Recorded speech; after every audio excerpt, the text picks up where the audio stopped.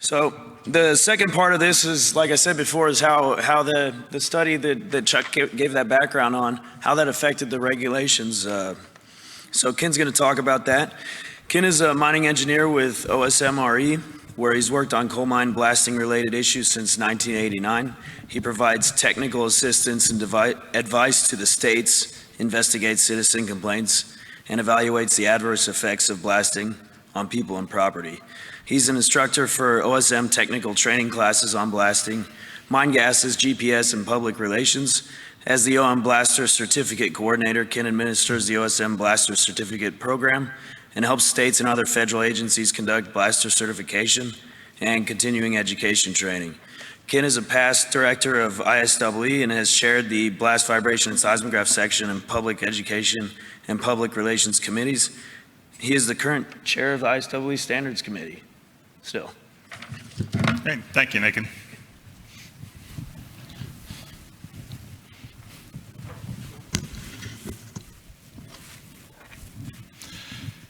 Good afternoon. Welcome to the raising of the Z. This is a tale about a piece of research that has significantly impacted the existence of the regulatory universe. And I want to give you a little bit of a historical perspective on how it has come about. Or basically Chuck has told you how it come about. I want to tell you how it's been used, how it's evolved, and how it's influenced what we do, okay? And in addition to that, I would like to have you walk away with a little understanding of how rules are generated, some of the things that need to be considered along the way, and just understand where my agency has come from as well, as the Office of Surface Mining and Reclamation. And that takes us back a little bit to the 1970s, all right? And what was in existence in the 70s? Chuck just talked about 8507 being published in 1980. Obviously, the research for that particular unit had been ongoing for some time during the mid-70s. Early on, there was Bureau Bulletin 656, which basically set that 2 inches per second standard. All right, and that was generally applied across the board. In terms of blasting seismographs, we had things like falling pin seismographs. Who's ever seen a falling pin seismograph? A number of you, okay. Had spring nethers, which were earthquake seismographs. Then we got into reel-to-reel and tape units, cassette tapes. Technology has evolved significantly since then. But this tale talks about the equipment. It starts with the equipment that was available at that point in time and the mining that was occurring at that point in time as well. So where were we, as they were developing and doing the research for 8507 in the 1970s? Well, from a coal mining standpoint, this was the era of minimal or little regulation from a national perspective on reclamation or on blasting. The predominant mining method of the day was to shoot and shove. As we've got on this little schematic over here, cross-section, on a particular contour cut, this area was simply drilled, shot over the hill, and the little bit that was remaining on the bench was further shoved over the hill.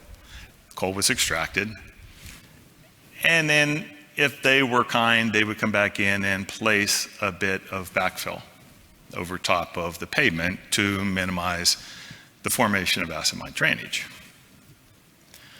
So obviously, that was an issue at the time. There was a lot of congressional testimony that came out that said we need to start to protect our lands, not only from a reclamation standpoint, but also from a blasting standpoint. Some of the states, like Pennsylvania and Kentucky, have had long-standing regulatory programs on blasting. Those limits universally were set at 2 inches per second in the mid-70s, but it certainly wasn't applied broadly from a national perspective. All right. As we talked about, those limits were pretty much codified in U.S. Bureau of Mines Bulletin 656, all right, based on the work that they had done, or a scale distance of 50 at that point in time, which roughly equates to 2 inches per second in most blasting applications, all right? So how did we get pushed into not only a blasting standard, but also a reclamation standard? Well, it all started with the Arab oil embargo of 1973, all right? And there was a smaller event in 79, but I'm going to focus on 73. And what's interesting is if you look at the coal production over time from 1950 to 2010, and you look at what happened, where coal production was in about 1973, we were at about 400,000 tons, 500,000 tons on an annual basis. And when there were long lines at the gas stations and people were concerned about energy independence, the government took on initiative to promote or move from coal or oil to coal, natural gas, and or nuclear power. So at that point in time, what happens to coal production? You see this constant rise up to well over 1 billion tons on an annual basis being produced, all right, and a similar rise in electric power, all right? Before 77, production was relatively flat in that interval, okay? But what happened in 73 when the price of coal went up significantly? Anybody that had a backhoe, what do you think they became? They became a coal miner, all right? You now had power to mine coal that was at $70 or $80 a ton, I think, if I recall correctly, at that point in time, all right? And there were lots of people that became very rich at that point in time as well. But the mining methodology with no reclamation and the blasting, shoot and shove philosophy pushed Congress ultimately in 1977 to pass the Surface Mining Control and Reclamation Act, okay? And this was because so many lands were simply being spoiled as a result of mining activity, and so many people were complaining about damage to their structures from a blasting perspective, all right? So it's going to focus only on coal mining, but the Surface Mining Control and Reclamation Act, which created the Office of Surface Mining Reclamation and Enforcement, pertained to only mining of coal. And Congress made it very clear at the onset, its main mission was to not only protect the environment, but to balance the energy needs of the country with the reclamation standards, all right? So, and that's sort of referenced in our logo on the right-hand side, scales of justice. One side you've got a pile of coal, the other side some trees. So balance the needs of the country from a land use standpoint with the needs of the energy, with the energy needs of the country, okay? So, and the other thing that it did was level the playing field for reclamation standards. At this point in time, there were some states that had reclamation standards. There were some that didn't. One state, by having a lower standard, could promote the business in their backyard a little bit more than in the adjacent state. So they were a bit more competitive. Their employment was a little bit better. This helped level the playing field and help preserve the lands of the United States. But it also built in, because of the large public outcry, in particular the Appalachian area, about blasting-related issues, okay? In terms of property protection is one of its components, and we'll talk about the verbiage therein, and it also was the law that brought about the need or requirement for certifying blasters to ensure that blasts perform safely over the course of mining operations. So what did the Surface Mining Act tell us we had to do from a blasting perspective? And here again, this is all headed towards how we're going to use 8507 to build a regulatory program. So what did Congress tell us we had to do? Okay, we had to promulgate regulations. And I'm not going to read this whole thing, but the number one item here was they had to blast, basically, limit blasting, the type of explosive detonating equipment, so as to prevent injury to persons and damage to public and private property outside the permit area. So we primarily here are going to focus on the damage to public and private property outside the permit area from a ground vibration standpoint. Fly rock can certainly damage property off-site as well as air blast, but the purpose of the discussion is a ground vibration. So how did those vibration standards come to be through the regulatory process? Because fundamentally what Congress does is tell the government employees, here's what you need to do, I want you to do this, and then we promulgate regulations to talk about how we're going to do that.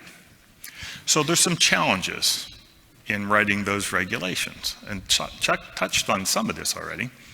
But when you're trying to make a national rule, and you look at the U.S. map over here where coal mining, any place they're mining coal in the United States, these rules are going to apply. And across the United States, there's certainly a huge number of different environments in which mining's taking place. There's a wide variety of different types of structures. There's residential structures, there's trailers, there's engineered structures, there's pipelines, there's power lines, there's hogans, different traditional structures. So any rule that we're going to make to basically implement the will of Congress, which is to ensure they blast in such a way that there's no damage to public or private property outside the permit area, is relatively challenging. All right. So what do we have to do? We're going to create a national rule, and Congress decided that since it's so complicated from a national perspective, we're going to give the states the individual rights to basically implement our rules. So OSM gives those responsibilities back to the states, but we do set a basic set of guidelines that they've got to follow. Those guidelines need to be scientifically based.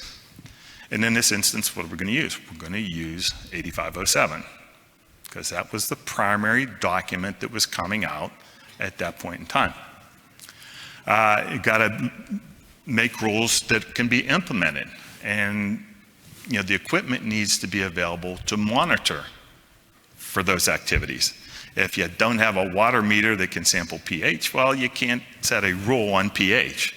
And the same is true with blasting. If the machines don't provide, like Chuck talked about, the frequency information readily in the field to show compliance with the Z-curve, you really can't promulgate a regulation that goes to that as a primary means of establishing compliance. And that's one of the keys in this whole thing, is in 1980, the limitations to the equipment at the time, and one of the main reasons OSM didn't straight out adopt the Z-curve, all right? We also have to take a look at economic impact. Is the equipment affordable? Is it available, readily available to the industry in the field so that they can actually use it in a non-onerous fashion? It's deployable, okay? And certainly attainability. And the key is, whatever rules that we do set, it's got to provide for a high level of damage prevention, a probability of non-damage, okay? Because as Chuck was talking about, everything that we do in this, science part of our universe, it's all probability based, statistically based, and you never really get to that 0 point. You get pretty close, but it's not always there. So we can't absolutely draw a line in the sand and say on one side you're going to be good, on the other side you're not going to be good, because it's not a clear line because of all the variables that Chuck just talked about. All right, so what are we going to talk about? I'm going to talk about 77 real quick. Congress said, okay, you got to be in business in 90 days. You put together some interim rules, implement those until you get a permanent regulatory program established. The first iteration was in 1979. In 1980, I'm going to talk about each one of these individually. 1980, the courts overturned those rules, and you'll see how that is. 83, we went to our second iteration, adoption of the rules, which are still standing today. They were challenged once in 1993 with a Zell petition. And basically what that is anybody in this room, if you don't like a rule that you have, you can petition the government to change it. So just, keep that in mind. It's meant to be a dynamic environment and change with the times and the equipment. And you as industry people or emerging professionals can take that, any new research that's from these conferences or whatnot, and petition the government to change their existing rules.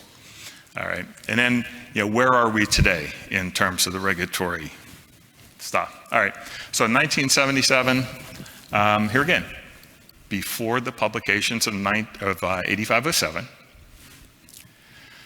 certainly they were well on their way at this point in time of putting together 8507. They had gathered a lot of the data. They had compiled some of their preliminary thoughts, and the U.S. Bureau of Mines and OSM had some lengthy discussions about what they're doing and how we could implement the best technology currently available at that point in time into the regulatory scheme.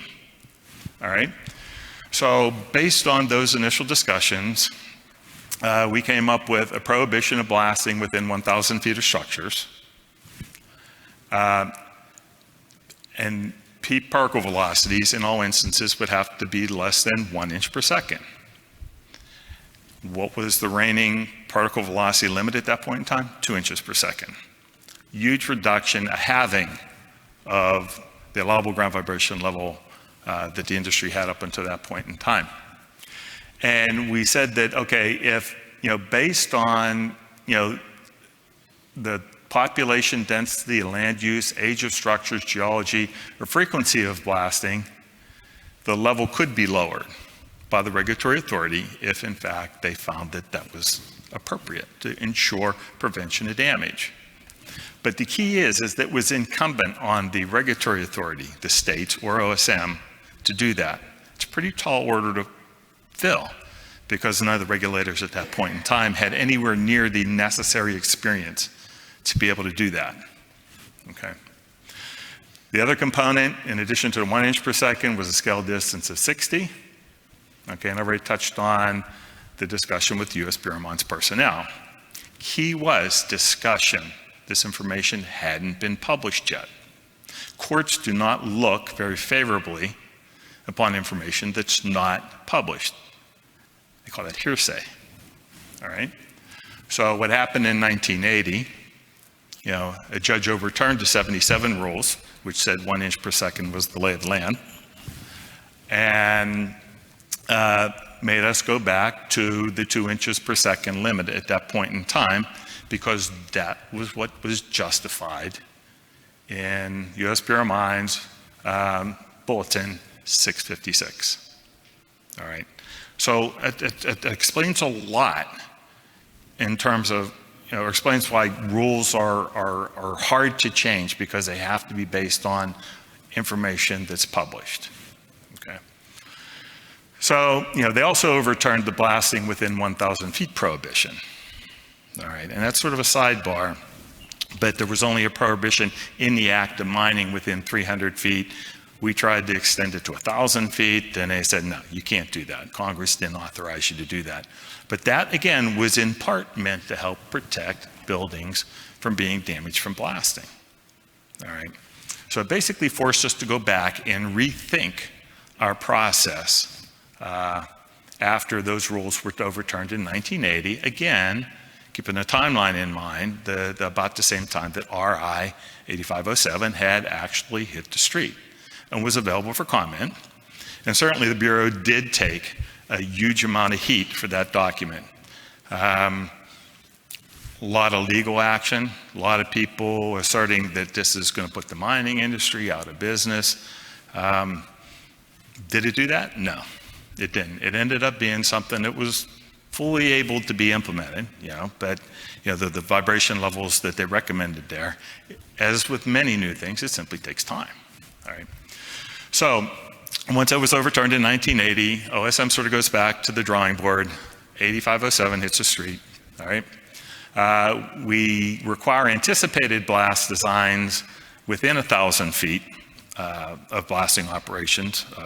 When blasting operations are within 1,000 feet of homes, okay?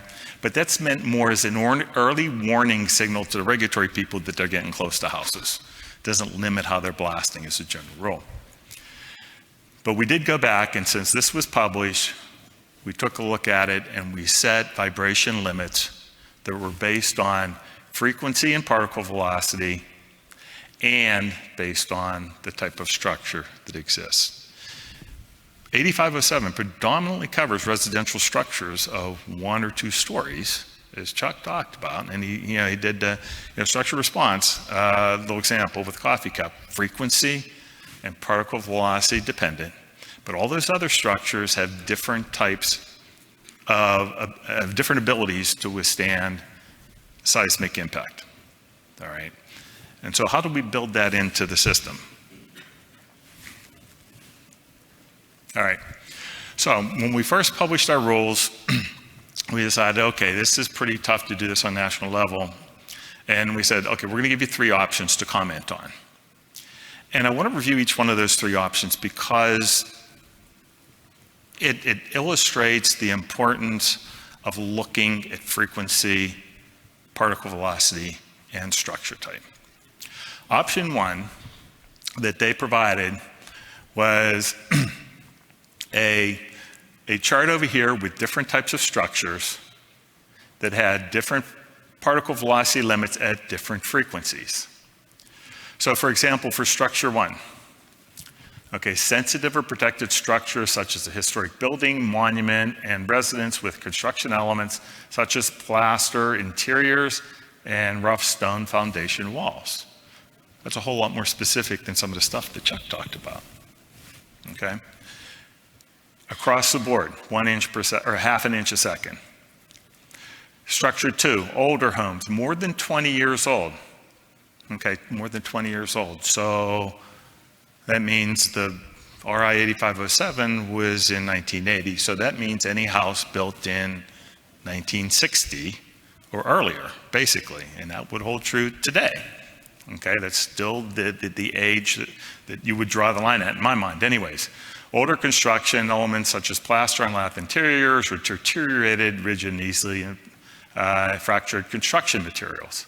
So item 2, 3/4 of an inch per second, under 10, 1 inch at 10 to 40 hertz, and 2 inches over 40 hertz. Item 3, modern homes, less than 20 years old. Okay, I'm not going to read that, but it's the newer gypsum wallboard type of construction.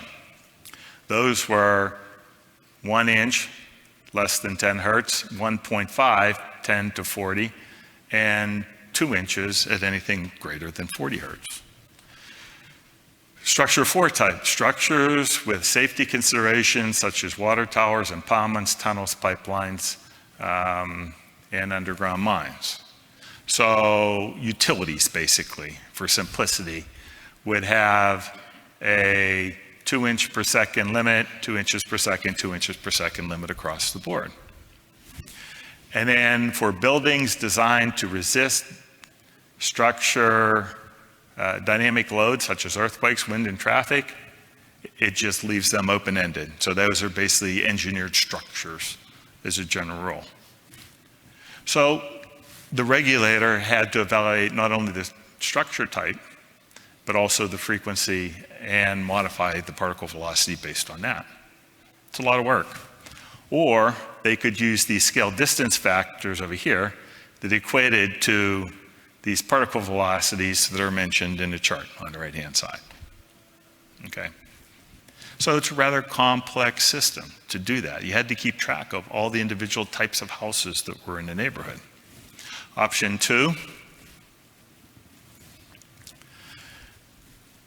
simply went with a distance to structure from the blast site. At various distances, they specified different allowable particle velocities. Well, what does distance bring into this equation? It brings in frequency. Generally speaking, close in, ground vibrations from blasting are high frequency. At more distant relationships, they're lower frequencies. So as with increasing distance, frequencies decrease, and the allowable particle velocities at those distances also decrease. All right? Or you could use this equation here, which is a different form than what we're accustomed to looking at, to determine the allowable charge weight. All right? Here again, this doesn't really cover the types of frequencies or the types of buildings. It just covers the frequencies and the particle velocities. The third option was just the US Bureau of Mines Z-curve that was developed in Appendix B, or a flat peak particle velocity of 1 inch per second, or an allowable charge weight based on a scale distance of 55. So those were the three things we proposed. This does not include frequency in any way, shape, or form. This does not include frequency in any way, shape, or form, or structure type, but this certainly includes frequency as well as particle velocity, and structure type based on the two-tiered approach, the Z-curve. All right, and we asked the industry and the public at large, well, what should we use? Got tons and tons and tons of comments back. And we ultimately settled on this approach here. We went back based on the comments and said, which is a huge outcry in response to 8507, and we can't live by that. We came up with a modified Z-curve over here, where we broke this line at this point here at 11 hertz and this one here at 30, which is contrary to the 13 and 40 breakpoints on the Bureau of Mines Z-curve. And we adopted a two-fold approach over here for ground vibration control based on distance, 0 to 300, high frequency vibrations, 1.25 inches per second, 300 to 5,000 feet, 1 inch per second, and anything over 5,000 feet. Allowable particle velocity was 0.75. Where they came up with this 5,000 number, I have no idea. One great thing about the preambles of the federal rules is they explain what they were thinking at that point in time. I cannot find anywhere in the literature why they picked 1,000. I'm sure most of you are aware that low frequency ground vibrations certainly occur well before that point in time, probably somewhere around 1,000 feet. Then there was also a scale distance counterpart, 50, 55, and 65 here, that equated to these different distances, frequency concern versus limiting ground vibration, and particle velocity and scale distance are tied together with that equation to get these comparable values here. And that's where we are today. Okay, from OSM's perspective. Here's that chart, a little bit more well-defined. They apply to dwellings, public buildings, schools, churches, community, or institutional buildings. All right? The regulatory authority is still responsible to lower those limits if necessary to ensure damage prevention. Okay, so they've got to look at the buildings on occasion and decide if there's a more appropriate limit or not. They can obtain those by virtue of pre-blast surveys, public comment during permit application or whatever. But as they become aware of more sensitive structures, they have the latitude and responsibility to lower those vibration limits. All right. In terms of other structures in our regulatory scheme, water towers, power lines, any of the utilities category, they're responsible for approving limits to ensure that those properties, public or private, are protected as well. Some places simply apply these limits to those other structures as well. It depends on how people have written their regulatory program. All right. So where are we at this stage of the game? What's the difference? Well, the Bureau of Mines Z-curve is here. The OSM modification is right there, the orange line. When you introduce the ground vibration standards for particle velocity between 0 and 300 feet, assuming high frequencies, a peak particle velocity of 1.25. For mid-range frequencies, particle velocity 1 inch per second is appropriate. And below 11 hertz, a particle velocity of 0.75 is appropriate within our regulatory scheme. Each one of these lines in the sand roughly provide an equivalent level of damage protection or prevention. They're basically equally protected from a probability standpoint. You can be in compliance with one line and out of compliance with another. They're fundamentally equally compliant, but there are instances where some damage can occur below, especially the red lines as well. And in my regulatory program, the RA or OSM is responsible for evaluating those situations on a case-by-case basis and adjusting the limits accordingly. All right? So, where did we end up here? OSM was the first agency to adopt the modification, U.S. Bureau of Mines 8507. All the coal mining states adopted our rules quickly. For other blasting, other than coal mining, though, a lot of the states just kept the 2 inch per second limit. That's very appropriate probably for many construction-related activities in close proximity to homes where the frequencies are high. All right. Soon after, IME adopted the rules and FPA adopted those rules, okay? But over time, when you go to court these days, the Z-curve is pretty much filtered back in. The original Z-curve from the Bureau of Mines has come back to RAIN. That's the gauge that everybody is using at this point in time to determine whether or not there's a possibility of damage. While OSM started this all and everybody else adopted it, the legal side of the house has sort of brought it back to the original version that was there. And then since that had happened, IME or ISAE had an initiative that changed or made a recommendation to NFPA that resulted in them changing their rules, and IME also changed their recommendations as well. So what happened at that point in time? Everybody went back, except for OSM. We haven't gone back and redone our rules just yet. They've gone back to the original Z-curve that you see here. Some states have simply adopted this lower line without consideration of the dash line up here for plaster for drywall related structures, okay? But by and large, the current best science currently available is this particular graphic itself. Is it easily attainable in the field? You bet. All the seismographs that we've currently got provide this information readily in the field on a day-by-day basis, whereas in the 80s, that simply didn't necessarily occur. So now it's a viable option. And the other options, such as scale distance, have been modified, okay?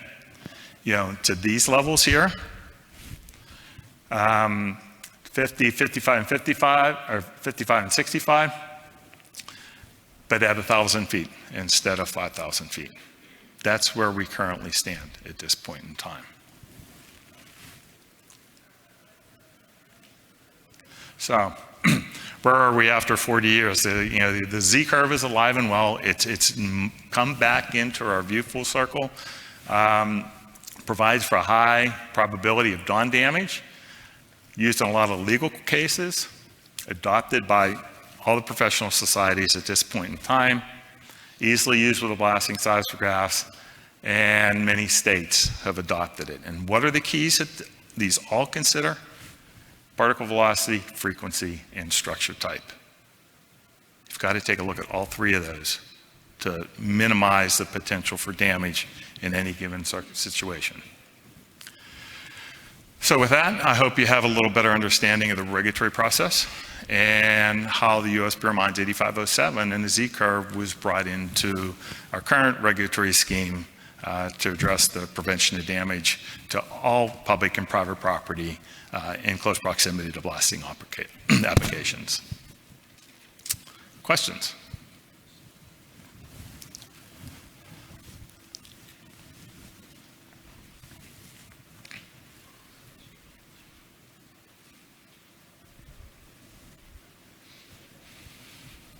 So Ken, this question might be just as equally applied to Chuck, but at the time this is being developed, did folks at U.S. Bureau of Mines have any idea how pervasive this Z-curve would become as that was being developed? At that point in time, I would say no. I mean, last year at the annual conference, we inducted Dave Siskin into the Hall of Fame. He had no idea. Did you guys ever have any idea that it would come to this level? And he was surprised. I mean, his wife, bless her soul, was just floored that he's like, you did that? She couldn't believe that, something so prominent that he did could have gained that much industry recognition. And so, no, I think it was very, very much a surprise. And Chuck's nodding his head up here. So do you think there's any hope for the future that we're going to look at displacement as a criteria moving forward, or are we going to be married to 8507 for the foreseeable future? It's going to depend on the amount of research that is done by industry and universities at this stage of the game. Having lost the Bureau of Mines, for me as a regulator, and you'd like to do your own in-house research, which was what the Bureau of Mines was able to provide us. We simply don't have that resource as a tool. There's not money being provided to universities as a general rule to conduct that type of research. From an OSM standpoint, when they passed the act, they provided us with $5 million of research money to focus on reclamation, environmental protection related issues. After about 10 years, they took it away from us and said, you're not a research group. We should give that to Bureau of Mines. And they gave it to the Bureau of Mines. Well, what happened to Bureau of Mines? 10 years later, they went away. Did that research money ever come back to us? No.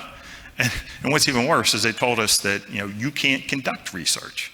So if I want to do a special study, as long as I call it applied research, as long as I call it an applied science study, I'm okay, but I can't call it research. So anyways, to answer your question, and to the extent that Chuck or anybody else in this room or the universities can do the research to justify that, it's not going to happen.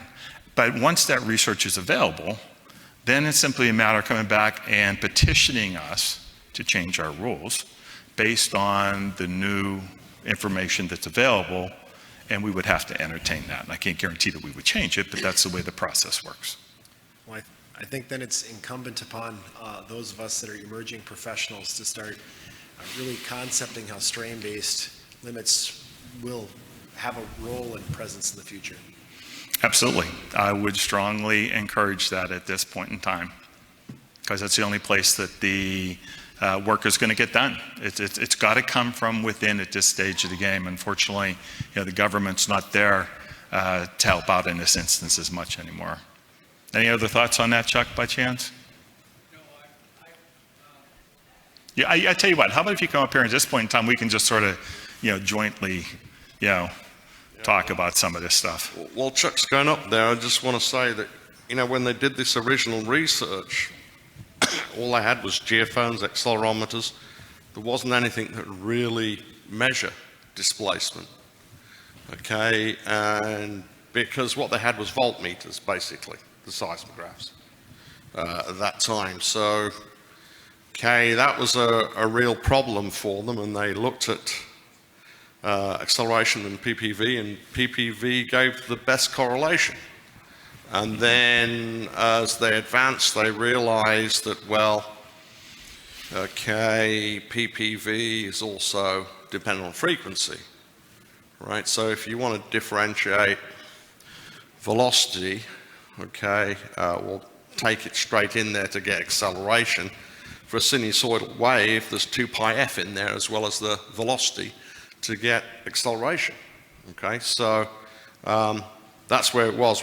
I don't think they had anything to reliably do any displacement measurement, okay, in those days. No, that was part of what Bulletin 656 had looked at in some of the earlier research, that the best equipment to use for vibration monitoring and damage control was a velocity meter, simply because the equipment for displacement wasn't available at that point in time. Okay, so. One comment with regard to strain. There is another profession, the earthquake engineering group, that uses structural dynamics. And so an enormous amount of money is being deployed by the federal government in earthquake engineering research. And a lot of those studies can be applied to what we do with blasting vibrations, because structural dynamics, the mathematics of that applies to both blasting vibrations and earthquakes, because structures respond in similar fashions and can be shown to mathematically respond in the same way. So I would recommend that going forward, what we need to do is take more advantage of the earthquake engineering advances than we have in the past. Anything else? Thank you. Hey, thank you.